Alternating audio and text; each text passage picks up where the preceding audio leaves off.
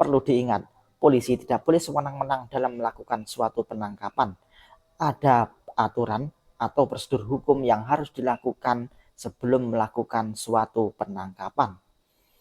Apabila Anda ditangkap polisi, maka Anda berhak untuk menanyakan apakah penangkapan yang telah dilakukan tersebut telah memenuhi prosedur hukum yang berlaku ataukah tidak.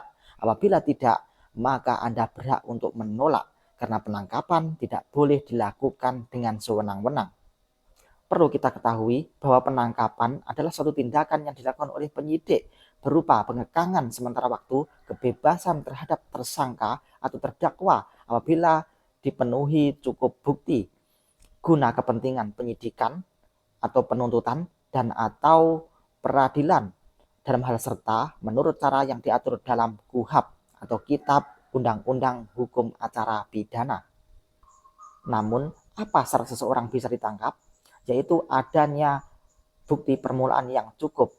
Namun sayangnya KUHP tidak mengatur indikator bukti permulaan yang cukup tersebut, sehingga inilah yang berpotensi besar digunakan oleh para oknum penegak hukum yang nakal untuk melakukan suatu penangkapan atau penahanan yang sewenang-wenang atau asal tangkap dan asal tahan.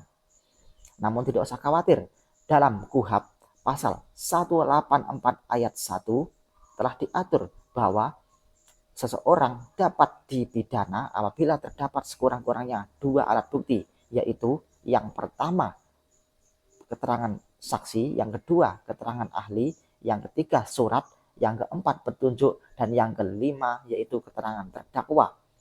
Sebab pada akhirnya hakim yang mengadili perkara Anda hanya akan menjatuhkan pidana apabila sekurang-kurangnya terdapat 2 alat bukti dan juga ditambah dengan keyakinan hakim.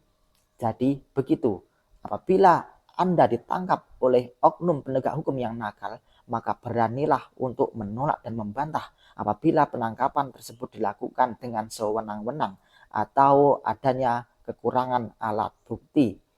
Karena minimal harus ada 2 alat bukti. Demikian, semoga membantu.